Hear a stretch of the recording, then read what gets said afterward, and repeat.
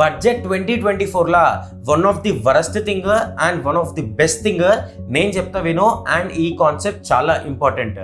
ఇప్పుడు one of the worst thing అంటే indexation benefit తీసేసారు.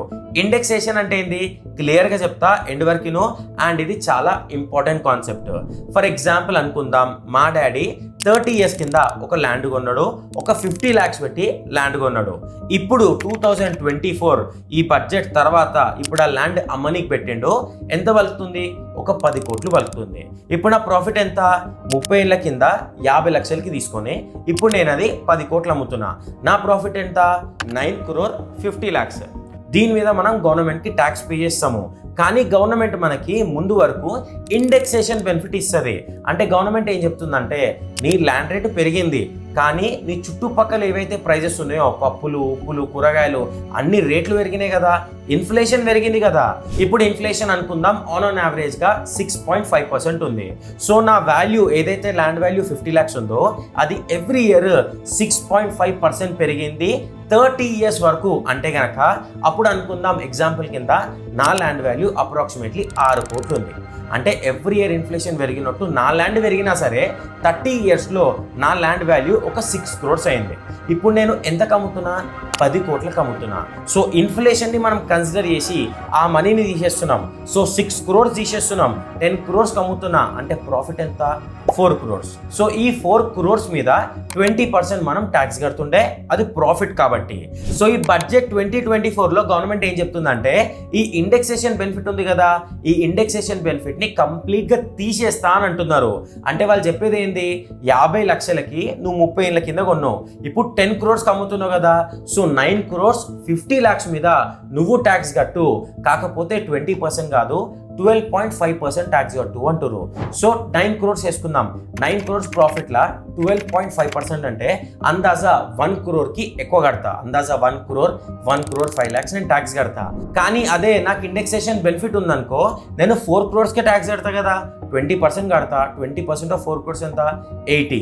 ఇక్కడ నేను 12.5% కడుతున్నా, కానీ మొత్తం 9.5 crores మీద కడుతున్నా. సో కోటికి మించి నేను వాళ్ళ ట్యాక్స్ కడుతున్నా. అదేంటి భయ్యా ఇట్లా మాట్లాడుతున్నావు? నీకు 10 కోట్లు వచ్చినాయి ఓకే, ఇప్పుడు 80 లక్షలది కోటి 5 లక్షలు కడుతున్నావు, 20 lakhs 25 lakhs కదా పెరిగింది అన్ను అనుకుంటావు. ఇప్పుడు మా డాడీ 30 years కింద ల్యాండ్ తీసుకుండు, ఎకరాలు కొన్ని సంవత్సరాలు 50 years 60 years 100 years అంటే ముత్తాత తాత వాళ్ళ నాన్న, ఇప్పుడు ఆయన కొడుకు కూడా వస్తుంది. అప్పుడు వాళ్ళెంత ట్యాక్స్ కట్టాలి? అంతెందుకు, మా ఫ్రెండ్స్ వాళ్ళ ఫ్యామిలీ అంటే మా ఫ్రెండ్ వాళ్ళ తాత 80 years కింద 1,00,000-1,50,000 పెట్టి జగ కొన్నాడు. ఆ జగ ఇప్పుడు కోట్లలో వలుకుతుంది. సో లక్షలలో కొన్నది కోట్లలో వలుకుతుందంటే వీళ్ళు ఎంత ట్యాక్స్ కట్టాలి? ఇప్పుడు ఈ గవర్నమెంట్ ఏదైతే రూల్ తీసుకొచ్చారో ఇది ఇప్పుడు రియల్ ఎస్టేట్ కొనే వాళ్ళకి చాలా పాజిటివ్. కానీ కొన్ని సంవత్సరాల ముందు ఎవరైతే రియల్ ఎస్టేట్లో కొన్నారో, రియల్ ఎస్టేట్లో ఇన్వెస్ట్ చేసిరో వాళ్ళకి ఇది చాలా నెగటివ్. సో రీసెంట్లీ ఈ రూల్ మీద పబ్లిక్ దగ్గర నుంచి చాలా ఇష్యూస్ వచ్చినాయి. సో పబ్లిక్ ఏమంటుందంటే మీరు 12.5% పెట్టండి, 20% పెట్టండి. ఈ 12.5% ఏది? కొత్తది. 20% ఏది? పాతది, ఇంక్లూడింగ్ ఇండెక్సేషన్. ఈ రెండు మీరు ఇంప్లిమెంట్ చేయండి. ఎవరికి నచ్చితే, ఎవరికి ఎక్కువ ప్రాఫిట్ ఉందంటే దాని తగ్గట్టు వాళ్ళు చూస్ చేసుకుంటారు అని అందరైతే ఎఫ్ఎంకి అయితే అంటే ఫైనాన్స్ మినిస్టర్ నిర్మలా సీతారామన్కి అయితే రిక్వెస్ట్ చేశారు. ఇంకా ఫర్దర్ అఫీషియల్ కన్ఫర్మేషన్ అయితే తీసుకోము అని అయితే ఏం రాలేదు. అండ్ సెకండ్, ఈ ఇండెక్సేషన్ ఏదైతే ఉందో ముందు మనకి డెట్ మ్యూచువల్ ఫండ్స్ లో ఉంటుండే. లాస్ట్ ఇయర్ బడ్జెట్ లో వాళ్ళు ఏం చేశారు తెలుసా? డెట్ మ్యూచువల్ ఫండ్స్ నుంచి ఇండెక్సేషన్ బెనిఫిట్ తీసేసారు బడ్జెట్ టైంలో. సో ఇండెక్సేషన్ బెనిఫిట్ తీసేసినప్పుడు ఎవరైతే డెట్ మ్యూచువల్ ఫండ్స్ లో ఇన్వెస్ట్ చేస్తారో వాళ్ళు ఏమనుకుంటారు? ఇన్ఫ్లేషన్ ఎంతున్నా పర్లేదు, ఇన్ఫ్లేషన్ తీసేసి అప్పుడు కదా నేను ట్యాక్స్ కట్టాలి అని అనుకుంటారు. ఇప్పుడు ఆ ఇండెక్సేషన్ బెనిఫిట్ తీసేసినందుకు లాస్ట్ ఇయర్ నుంచి డెట్ మ్యూచువల్ ఫండ్స్ లో ఎవరైతే ఇన్వెస్ట్ చేస్తారో ఆ నెంబర్ అనేది డ్రాస్టిక్ గా పడిపోయింది. ఓకే బ్రో, వరస్ట్ థింగ్ చెప్పినావు, మళ్ళీ పాజిటివ్ థింగ్ బడ్జెట్ లేని చెప్పవా అని అంటావు కదా. One of the best positive thing వచ్చేసి MSME, micro medium small enterprise. ఇప్పుడు చిన్న బిజినెస్లు వేసుకుంటారు కదా, వీటి గురించి మాట్లాడుతున్నాను నేను. ఇప్పుడు చిన్న బిజినెస్కి క్రెడిట్ కావాలి. క్రెడిట్ లేకపోతే ఆ బిజినెస్ అనేది అస్సలు నడవదు. సో ఏదైతే క్రెడిట్ గ్యారంటీ స్కీమ్ ఉంటుందో చూసినావా, ఆ క్రెడిట్ గ్యారంటీ స్కీమ్ని వేరే రకంగా మార్చిరు. నార్మల్ ఒక వే ఉంటుండే కదా, అది ఇంకా సింప్లిఫై చేసిరు. అంటే ఇప్పుడు నేను ఒక ఎంఎస్ఎంఈ కింద రిజిస్టర్ అయినా, నా దగ్గర ఉద్యమ సర్టిఫికేట్ ఉందనుకో, ఇప్పుడు ఏ ప్రాసెస్లో అయితే నాకు డబ్బులు కావాలో దానికంటే ఇంకా ఈజీ ప్రాసెస్లా నేను డబ్బులు అయితే తీసుకుంటా గవర్నమెంట్ దగ్గర నుంచి.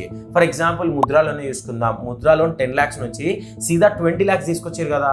ఇది చిన్నగా అనిపిస్తుంది, కానీ ఎవరైతే బిజినెస్ చేస్తున్నారో, ఎవరికైతే 15, 20, 25 lakhs రిక్వైర్మెంట్ ఉందో ఈ పాయింట్ అనేది చాలా పెద్దది. ఇదంతా ఎందుకు, ఒక చిన్న ఎగ్జాంపుల్తో అర్థం చేసుకుందాం. ఫర్ ఎగ్జాంపుల్ నేను ఒక కంపెనీ పెట్టినా, ఆ కంపెనీ వాల్యూ చిన్నదే, ఒక 400 crores వేసుకుందాం. 400 crores నా కంపెనీ వాల్యూ. ఇప్పుడు నాకు అంటే కస్టమర్స్ ఉంటారు కదా, ఇప్పుడు అనుకుందాం నేను ఒక 50 crores వర్త్ సామాన్ని నేను నా కస్టమర్స్కి ఇచ్చేసిన. వాళ్ళు ఏమన్నారు, నేను నీకు 2 months, 3 months, 6 months, for example 2 months వేసుకుందాం. 2 monthsలో నేను నీకు మొత్తం డబ్బులు మళ్ళీ వాపస్ ఇస్తా అంటారు. సో ఇవి బిల్స్ రిసీవేబుల్, నేను ఇచ్చేసిన కానీ బిల్ పేమెంట్ ఇంకా రాలే. సో బిల్స్ రిసీవేబుల్స్ ఉన్నాయి, ఎంత, ఒక 50 crores ఉన్నాయి. ఇప్పుడు గవర్నమెంట్ ఏం చెప్తుంది తెలుసా, నీకు 50 కోట్లు కావాలి కదా, నేను నీకు 50 కోట్లు ఇస్తా. వాడి దగ్గర 2 నెలల తర్వాత 50 crores వాళ్ళు ఇస్తారు కదా, వాళ్ళ దగ్గర నేను 50 crores తీసుకుంటా అంటుంది. అసలు ఇట్లెందుకు చేస్తారు బ్రో, 2 months తర్వాత ఎలాగో నీకు 50 crores వస్తాయి, మళ్ళీ గవర్నమెంట్ నీకు ఇప్పుడు ఎందుకు ఇస్తుంది అనే డౌట్ రావచ్చు. వీళ్ళు ఎంఎస్ఎంఈ అంటే $1 billion వాల్యుయేషన్లు, కొన్ని వేల కోట్ల మార్కెట్ క్యాప్ వీళ్ళ దగ్గర లేదు. సో వీళ్ళు ఇప్పుడు సస్టైన్ అవ్వాలి అంటే వాళ్ళకి కావాల్సింది ఏం తెలుసా, క్యాష్. ఆపరేషన్స్కి క్యాష్ కావాలి కదా, జీతాలు కట్టుకోవాలి కదా, జీతాలు కట్టుకోవాలి, రెంట్ కట్టుకోవాలి, మెయింటెనెన్స్ చూసుకోవాలి, అండ్ ఇప్పుడు మళ్ళీ ప్రొడ్యూస్ చేయాలంటే రా మెటీరియల్ కావాలి, దానికి నాకు డబ్బులు కావాలి కదా. So most of the MSMEs last year compare చేస్తే చాలా మంది ఎంఎస్ఎంఈస్ క్యాష్ క్రంచ్ అంటే డబ్బులు లేవు నడిపియనికి, తర్వాత వస్తాయి కదా అని లాసెస్ తెచ్చుకుంటున్నారంట. సో దీన్ని మైండ్లో పెట్టుకొని ఎంఎస్ఎంఈ వాళ్ళకి ఇమ్మీడియట్ క్రెడిట్ గ్యారంటీ అయితే ఇస్తారు. సో ఇది ఒక చిన్న కాన్సెప్ట్ కాదు, ఇది ఒక పెద్ద కాన్సెప్ట్. ఎంఎస్ఎంఈ గురించి మనం మాట్లాడినాం అనుకో, డీటెయిల్గా దాని సెక్టర్స్, మళ్ళీ నెంబర్ ఆఫ్ ఎంఎస్ఎంఈస్, దాంట్లో మళ్ళీ సబ్ కేటగిరీస్ ఉంటాయి. సో ఇది ఒక పెద్ద కాన్సెప్ట్ అయిపోతుంది. ఇన్స్టాగ్రామ్ రీల్ మనం 90 seconds కంటే తక్కువ తీసినాం అనుకో, అప్పుడే ఇన్స్టాగ్రామ్ రీల్ బూస్ట్ అవుతుంది. కానీ కొన్ని కాన్సెప్ట్ 90 secondsలో మనం అర్థం చేసుకోలేము. మీకు కనుక ఇలాంటి కాన్సెప్ట్స్లో ఇంట్రెస్ట్ ఉంటే కనుక డైలీ ఇన్స్టాగ్రామ్ రీల్స్ ఎట్లానో చేస్తాం కదా, సో సాటర్డే సండే ఒక పెద్ద లెంతీ వీడియో అప్లోడ్ చేసుకుందాం. ఇలాంటి టాపిక్స్ కవర్ చేసుకోవాలంటే వచ్చే టాపిక్స్ వెళ్తాయి.